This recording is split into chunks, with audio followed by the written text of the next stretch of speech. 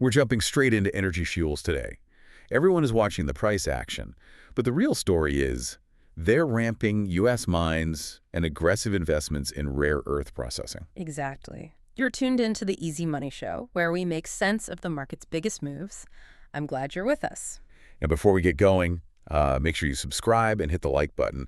Our whole mission here is to simplify complex market data so you can just stay ahead of the curve. Yeah. And looking at the clean energy space right now, you really have to pay attention to energy fuels. The market has completely repriced them. I mean, we're talking about a move from $4 to the mid-20s over the past year. It's massive. Right. The kind of 450% surge shows institutions are pricing in a structural pivot. It's not just a short-term commodity wave. No, not at all. It's a fundamental shift in their business model. And to understand the scale of it, you really have to look at the execution. We aren't just looking at a traditional miner who's passively benefiting from, higher uranium spot prices. We're looking at a management team actively trying to establish a domestic choke point. A choke point for clean energy materials. Exactly. So let's look right at the financial health and that recent earnings beat, because the execution is definitely playing out in the numbers. Yeah, the fourth quarter of 2025 was a huge indicator. It really was. Yeah. They reported Q4 revenue of $27.1 million. The consensus estimate was only $21.8 million, so they comfortably cleared that bar. Easily. And then for the full year of 2025, total revenue hit $48 million. Which was mostly driven by the uranium sales, right? Yeah, exactly. The sale of 650,000 pounds of uranium at a weighted average realized price of $74.21 per pound. See, that $74 realized price that's the metric that matters most when you evaluate their cash generation. Right. We all know the uranium spot market is notoriously volatile, but locking in a realized price at that level, it just provides serious margin expansion. Especially with their legacy assets. Yeah, but to really see the operational efficiency, you have to look down the income statement to the EPS. The earnings per share. Right. A 9-cent loss for Q4 might look bad on a retail headline. Right. People see a loss in panic. Exactly. But zooming out, that is actually a 52.63% year-over-year improvement. From the 19-cent loss a year ago. Exactly. It's a massive win. It's a clear indicator that their operational leverage is finally kicking in as they scale up. And the analysts tracking the sector are definitely noticing that leverage. I mean, just over the last month, Wall Street revised their 2026 EPS estimates upward by over 41%. 41% is a huge revision for a single month. It is. They're recognizing that the profitability timeline is shifting forward way faster than anyone initially modeled. Yeah. And that leads to what I think is arguably the most powerful tool they have right now. The balance sheet. The balance sheet. Energy Fuels is completely debt-free. Which is, it's incredibly rare. Unheard of, almost. Yeah, that debt-free balance sheet isn't just some safety net. It's the engine funding this whole transition into new materials, and they're doing it without diluting the shareholders. All right. In capital-intensive industries like mining, being completely unencumbered by debt servicing gives you such an edge. You're usually dealing with these colossal upfront capital expenditures. Exploration, permitting, extraction. Right, and processing. All of that in a high-interest rate environment that just absolutely punishes leveraged operators. But because they carry zero debt, they have this amazing financial agility. They could take the free cash flow from those $74 uranium sales and just plow it directly into aggressive growth. Exactly, rather than paying out dividends or servicing some high-yield bonds. Let's break that down even further, because that reinvestment strategy is really the core thesis of our analysis today. Yeah, the strategic expansion. Right. Yes, they've been a leading U.S. uranium producer since 2017, and the uranium renaissance is a great baseline. But the aha moment, the real institutional draw, is their expansion into rare earth elements. The REE angle. Exactly. It shifts the entire narrative from a cyclical mining play to a critical technology infrastructure play. It completely changes their total addressable market. Yeah. But when we talk about rare earths here, we really need to be specific for the listeners. Right. It's not all just one material. No, not at all. Energy Fuels is targeting both light and heavy rare earth oxides. So we're talking about elements like neodymium and praseodymium. The NdPr combo. Right, the NdPr combo. Those are the absolute non-negotiable inputs for permanent magnets, the kind used in electric vehicle motors and offshore wind turbines. Huge growth market. Massive. But they are also going after the heavy rare earths like dysprosium and terbium. And those heavies are the ones providing the high temperature resistance for those EV motors, right? Exactly. Because without dysprosium, the magnets literally just lose their magnetic properties when the engine heats up. That is precisely the issue. And those heavy rare earths are notoriously difficult to source outside of China. Historically, extracting and processing these elements, especially from monazite sands, involves handling naturally occurring low-level radioactivity. Which is a regulatory nightmare for most companies. Exactly. And this is where Energy Fuels has a massive built-in moat. They already have the fully permitted White Mesa Mill in Utah. Right. They have the licenses, the facility, and the expertise to handle radioactive materials. So they are leveraging a legacy uranium asset to process monazite for rare earths. Effectively bypassing, what, a decade of permitting gridlock? Easily a decade. Any new entrant would be stuck in red tape for years. That existing infrastructure is just a huge advantage. But they aren't stopping at just extracting the oxides. No. There is a specific, very speculative but powerful catalyst on the horizon that attempts to close the loop here. The planned acquisition of Australian strategic materials. Yeah, if that goes through, it dramatically alters their value chain capabilities. How so? Well, it bridges the critical gap between raw materials and finished industrial inputs. Mining the ore is just step one. Separating the oxides is step two.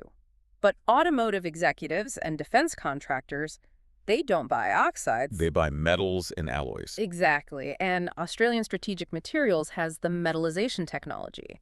So by acquiring them, Energy Fuels integrates that final, highly specialized step. So they pull it out of the ground, process it at White Mesa, and refine it into the specific alloys required for the permanent magnets. Yes, a complete pipeline. And doing all that within allied borders is really the ultimate macro moat.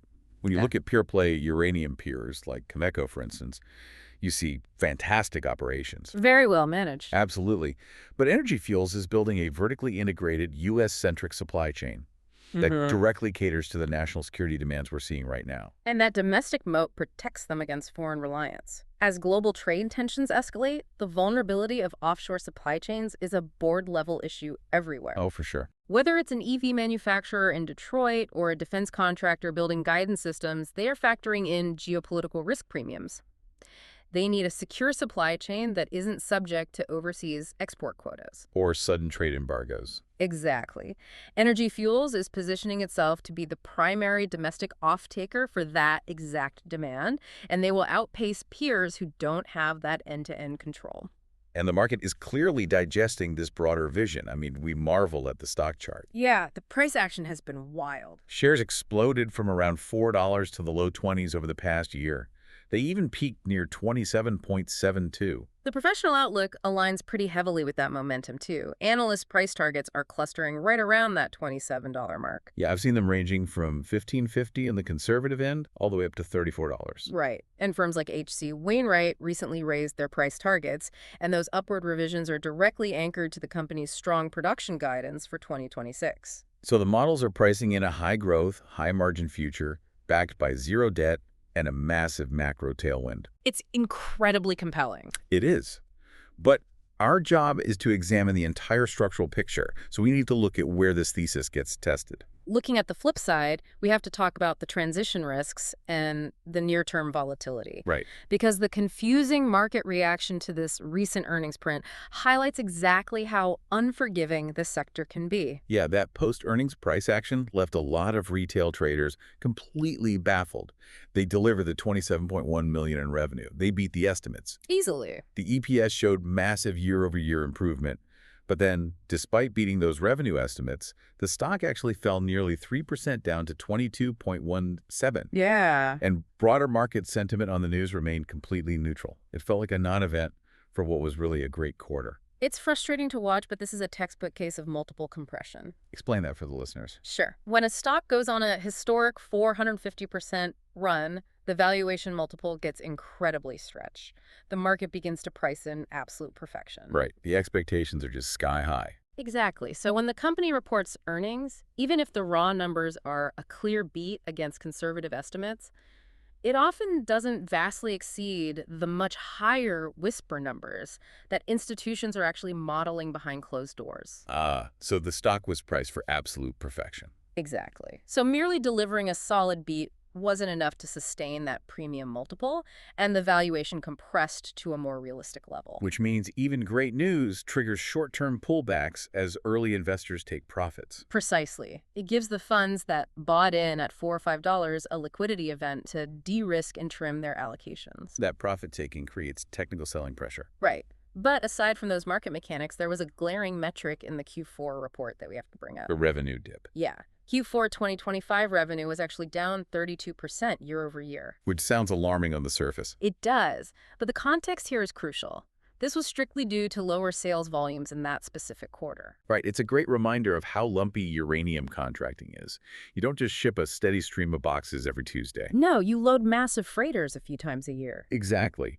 The volume simply wasn't there in that specific 3-month window, which really highlights the inherent risk of uranium price volatility and logistics. It does. And beyond the quarterly lumpiness, we also need to warn everyone about the geopolitical execution hurdles. On the rare earth side. Yes. The domestic supply chain is a fantastic moat, but building it out requires navigating a highly complex global trade environment. What specifically should people be worried about? Broader rare earth tariff rulings. If international trade wars escalate and we see dramatic shifts in global tariffs, it could severely disrupt the economics of their supply chain build-out. Like foreign entities dumping cheap alloys to undercut Western pricing. Exactly. No operation is completely immune to those kinds of macro pricing shocks, even with the White Mesa Mill protecting them. Okay, so given the aggressive growth models, the multiple compression we just talked about, and the geopolitical hurdles, let's shift focus to the catalyst calendar. What to watch over the next 30 to 90 days? Exactly. What are the specific triggers people need to look out for in early 2026? The most critical upcoming milestone is late May 2026. The Q1 earnings. Right. That print is going to be the ultimate litmus test for their 2026 guidance. You'll want to watch for updates on those higher uranium volumes. Did they actually ramp up the U.S. mines at the pace they promised? Exactly. And more importantly, specific milestones on their rare earth processing ramp up.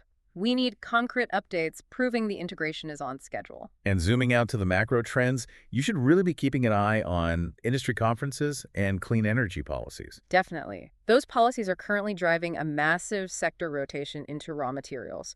Institutional capital is flowing out of tech and moving into physical, hard assets. Because you can't build the future economy without pulling these specific elements out of the ground. No, you really can't. All right, time for the lowdown. To summarize our analysis today, Energy Fuels is a debt-free, vertically integrated play on clean energy materials. The financial health is strong, and the strategic pivot into rare earths creates a massive U.S.-centric moat. Yeah. But playing this requires patience through near-term volatility, lumpy quarterly revenues, and the multiple compression that naturally follows a massive run. Before we go, a final reminder to subscribe to the show so you never miss these deep dives. And I'll leave you with this final thought to mull over. If domestic energy supply chains are truly becoming the new frontier of national defense, how much of a premium will allied nations be willing to pay for North American-sourced materials over the next decade? Are we looking at a mining company or a national security asset?